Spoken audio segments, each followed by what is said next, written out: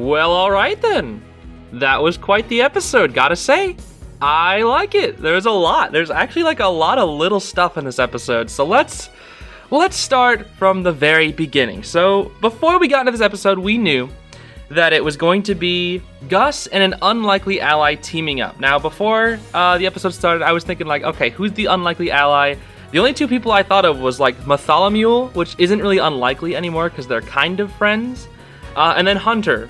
And it did turn out to be Hunter, which I was so happy for. I'm so glad Hunter returned to this episode, everybody. You don't even know.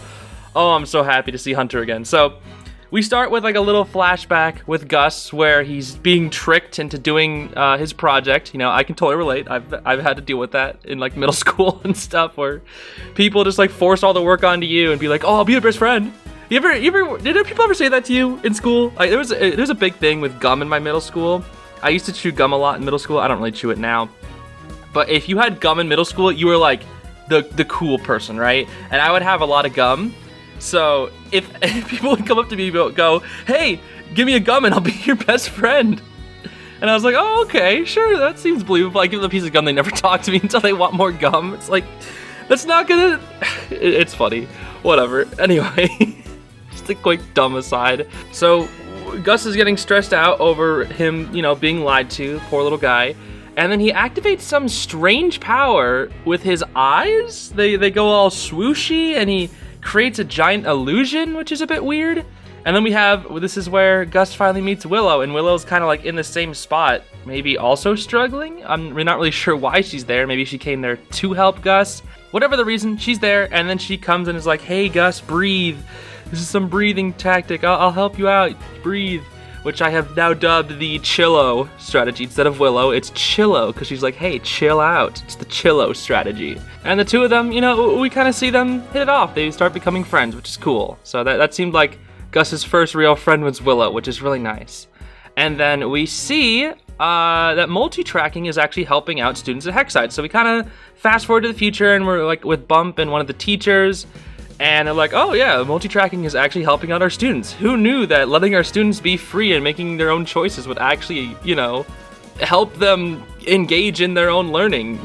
It just makes sense. And then they're like, oh, I'm surprised we haven't run into any trouble yet. And then that's exactly when trouble walks in the door. But before we get an introduction to that mystery person, we get a little insight into Willow and Amity again. We saw them on the Coven Day Parade episode where they kind of reunited, or it was like, hey, I'm glad we can be like this again. And they started, I think like Amity started braiding Willow's hair or something, which was nice. But we see their friendship sort of starting to reform, except it's not perfect yet. You know, Amity isn't used to Willow being super swole, being super buff, being super strong. And Willow's kind of struggling with telling Amity that, hey, I don't need protecting. In fact, I'm pretty strong on my own. I don't know. Willow's kind of, I don't know, competitive, aggressive. I don't know. She's very passive aggressive, I guess. I don't really know how to describe Willow. She just is Willow, and she's got powers, but whatever. So the two walk off while Gus is like, hey, don't worry, you'll see the real you sometime. Which is nice. And then my favorite part of the episode, maybe not my favorite part, but I literally jumped out of my seat once I saw this. I heard some rattling in the trash can. I was like, Hunter? And I saw Flapjack hop out, and I was like, yes! Let's go! I was so happy, dude. You don't even know. I was like, after the last episode of last week, and I didn't see Hunter at all, I was like, bro, where's Hunter? I need to know where he is. I imagine this plot is taking place around the same time as the last episode, like where Luce went to the finger or whatever. This is happening like right after, I think. So like Luce probably hasn't made it back to the Owl House. They're probably on their way back while this plot point is happening, because Coven Scouts have surrounded the Owl House at this point. We don't even know what happened to Ida and Lilith. We don't know if they're still in there. We just know that Coven Scouts have surrounded the Owl House, and when Willow went to go check it out, which she said in the episode, the Coven Scouts are still there.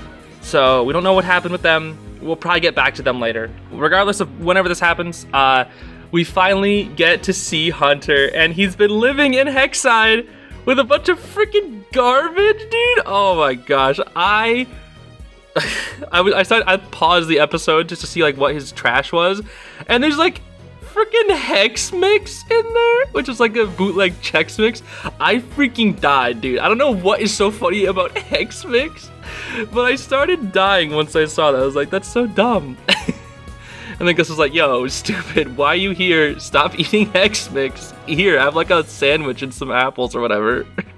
Like regular food. And I'm just like, huh, that seems cool. One thing that I really like in this episode, it's like a very small detail. It's when people are calling Hunter the Golden Guard versus when people are calling him Hunter. I really, really like this. So when Gus first sees Hunter, he's like, what are you doing here, Golden Guard? And then you see Hunter's face immediately kind of go like to his Golden Guard persona. He's like, ha, Gus, that's right, I'm gonna... And then obviously his trash is revealed. But then after that, Gus is like, what are you doing here, Hunter? And then he gives him like a little stink eye, and then Flapjack messes with his hair, and he's like, fine, I'll tell you what I'm really, wanting to talk about. And I like that because it kind of shows like, once you refer to him as not just a pawn of Belos, he's like, okay, I'm willing to open up. He even later in the episode, you know what, we'll come back to it. But keep this in mind. So yeah, Gus gives him some lunch, and then we finally get the introduction of Adrian Gray, the head of the Illusionist Coven, who is like some stupid director, but he's talking about how eventually people need to enter a coven. And he's like, hey, listen, before the Coven Scouts get here, we're gonna put a little fake illusion Coven symbols on your arms so that people think you're in a coven. Well, turns out they were actually trying to put people into covens, and I swear I was so scared. I was like, wait, no, this is gonna be a trick. And when it was happening to Edric, I was like, no, not Ed, please. Not Ed, he doesn't deserve it. He just joined the, I think, Potion Coven, it looked like. Anyway, then Gus is like, yo, that's fake. Because I'm a master of illusions, so I can tell that's fake. And it should feel that the whole thing is a fake, and that Adrian is like, oh yeah, I'm actually just trying to, put coven sigils onto everybody. And then he's like, yo, Gus, you're dumb. I'm gonna put you in a freaking coven, put you in the freaking Abomination Coven. And he's like, no. And then he activates the double eyes again, except this time it's like apparently the biggest one he's ever made, and it covers the entire school and creates the Labyrinth, which no one refers to it as, but the episode is called Labyrinth Runners, so it's basically just a labyrinth. And the entire school becomes like a weird sort of illusion where nothing is like tied together correctly. It's kind of hard. No one really knows what the layout of it is. And Bump and the students are like all trying to gather into like the healing coven's office or whatever, while all the students are like somewhat scattered. At least our two main parties. But right as the labyrinth sort of spell activates, Hunter comes in and saves Gus, which I was like, let's go, Hunter! Get in there! And he saves him because he wants to get even because of the sandwich. Then we get to our sort of B plot with Amity and Willow. They get sneak attacked by a Coven soldier. And then Willow takes him out, and Amity's like, yo, lucky shot, Willow. And Willow's like, bruh, I knew that guy was there. So it just kind of is like sort of building up to the point where Willow's like, yo, listen, I'm strong, I don't need protecting. Back to Hunter and Gus, they're sort of making their way through the labyrinth, and he's like, dude, if we want to make it out of this, we need to trust each other. So what's going on? And then that's when we sort of see Hunter and his trauma build up a little bit. And then that's when we see Hunter make a little face. He's like, ooh. But before he can even say anything, they get jumped by Coven Scouts, and they're like, yo, hey, it's the Golden Guard. We could take you back to Belos. He's been looking everywhere for you. He sent out like a search party and everything. And Hunter's like, I'm not going back. I do not want to go back. So while he's getting pestered by the Scouts, good old Gus draws a glyph and, uses a fire spell onto the Coven Scouts, and he runs away with Hunter. So they kind of are like saving each other to make their way through the labyrinth, which I think is pretty cool. And then they make their way toward Gus's room, obviously an illusion, but they're in Gus's room, and Hunter's like, oh yeah, I need a break, dude. I'm panicking. He's having like another panic attack, which is, it's so sad, but it just makes sense because we're seeing where he left off, Hunter hasn't gotten any help after this. I really thought like Darius and the others were gonna spot him, but no, he hasn't dealt with any of his problems. But then Gus is like, yo, Willow taught me the Chillo strategy, the breathing thing, and teaches it to Hunter, which I think is so nice, because Hunter, he really needs it. He really needs a support group. He really does. Anyway, Hunter opens up about how he ran away from the Emperor's Coven. When Gus asks why, I really like this, where Hunter is like, he's about to say something, and then he's just like, no, you're not getting it out of me. I thought that was so funny. But it just makes sense because, like, Hunter's scared to trust people. He's too scared to open up about his problems. But then Gus is like, okay, you know what? Well, I will instead. Gus opens up about his problems, and then they sort of just continue making their way through the labyrinth while they're just, bonding with their friendship, which is nice. So while they're continuing on through the labyrinth, we make our way back to Amity and Willow, and they're fighting some Coven Scouts just like Hunter and Gus were, and they're sort of not having a great time. Their spells are sort of colliding with each other. They're trying to both protect each other because Amity thinks Willow needs protecting, but Willow's like, I don't need protecting, I'm gonna take him out, and their spells sort of collide and mess each other up. But then once Willow gets put into a little pinch, she's like, listen, I don't need your help, and she like lifts the bookshelf off of her with like plant magic, and she just goes crazy, and then Amity's like, oh, you're actually pretty strong. Okay, you don't need protecting. Even though Willow doesn't want to be protected, Amity is still like, oh, for all those years that I failed you, I want to make sure you're safe now. And I still really like that. So it's not like Amity was in the wrong, it's just that she didn't know how Willow was because they didn't keep in touch or anything. So there's no way she could have known. So I felt like this was a really natural progression to their friendship, which I really enjoyed. You know, they didn't want to butt heads, I guess, because they're still trying to repair their friendship. So having it come out through combat, I felt was really natural. So I really like that. But thanks to Willow, they escape and they find Principal Bump and the others, and they go up with them. And then we meet back up with Hunter and Gus once again, and they have made their way out of the labyrinth. They're back in the like school hallway, and they meet up with Willow, who's like, oh, Augustus, there you are, my best friend, woohoo! And of course, you know, we start to realize that this Willow seems a bit off, because even Hunter immediately catches on. They're like, hey, this is not right. It sort of kind of ties into the B plot where it's like, Willow is very strong and doesn't need protecting. And then Gus is like, oh, I gotta protect Willow. I gotta protect my friend from Hunter accusing her of being a fake. And then Hunter's like, yo, you really think Willow of all people is gonna say, help me in this scenario like this? Like, you think she'd be scared of me of all people? Have you seen her play Flyer Derby? And then Gus is like, oh, wait, yeah, that's right. Willow would never do that. And I remember the second I first saw this Willow, I thought it was a fake immediately for two reasons. One, I was like, where's Amity? And two, she called Gus Augustus. And I was like, huh, I don't think I've ever heard anybody call Gus Augustus for a very long time. And I just thought that in the back of my head once I first saw that scene. And that's why, because the Coven Scouts didn't know about Gus's nickname. Only Gus's friends know about Gus's nickname. They didn't know it. They just thought he was Augustus. So I just thought that was a really nice little touch. But regardless, anyway, it's revealed that the Willow was a fake. And then frickin' what's-his-face, Adrian pops out and is like, oh, you fool, you need to listen to my notes that are on my notes, or whatever. I don't know, basically saying read between the lines. I don't know, he's being dumb, saying his director things. And then Gus and Hunter are like, all right, let's get out of here. They start running away, and I had a heart attack at this point. We see they're running away, and then boom, Bellows. And I was like, oh, I actually was like, and I was like, it only took me a half a second to realize, that's not the real Bellows. That's not the, what's he doing in Hexside, bro? What is he doing in Hexside? It's the fact that he just turned around so slowly, like turned the corner so quickly, and he was so big, dude, he was so huge. I was like, ah! I mean, it only took a half a second, but it was still like, the second you saw him, you're just like, it was like a jump scare. It was like a Bellows jump scare, that's all it was. Because you knew it wasn't real. You know that's not the real Bellows, 100% of the time. But it still gave me like a mini heart attack for sure. But that immediately like sets Hunter off, and I was like, no, Hunter, no. And it turns out it's the two Coven Scouts, and they capture Hunter and Gus. But apparently, while they put Hunter to sleep, we see him in the next scene waking up in the Potions Coven office place with all the rest of the Hexside students. So apparently, it was off screen, but apparently the Hexside students rescued Hunter.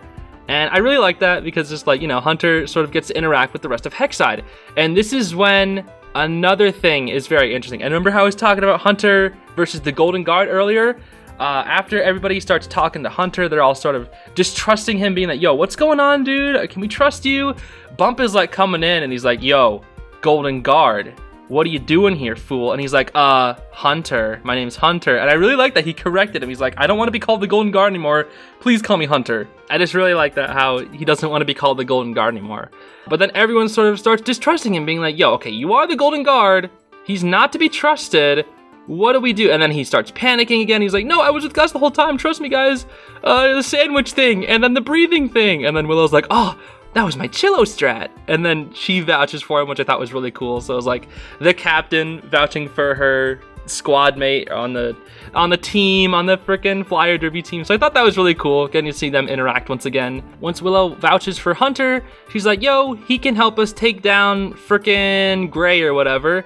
And then Amity was like, yeah, he can help us. And Willow, she can just charge right through anything. And I like that because, like, Amity finally realized that, yo, Willow is, she's pretty strong, you know? She doesn't need to be protected. So she knows that she can fight out on the front lines, which comes together a little sooner. You know, we get the whole Hexside team working together, which is super cool.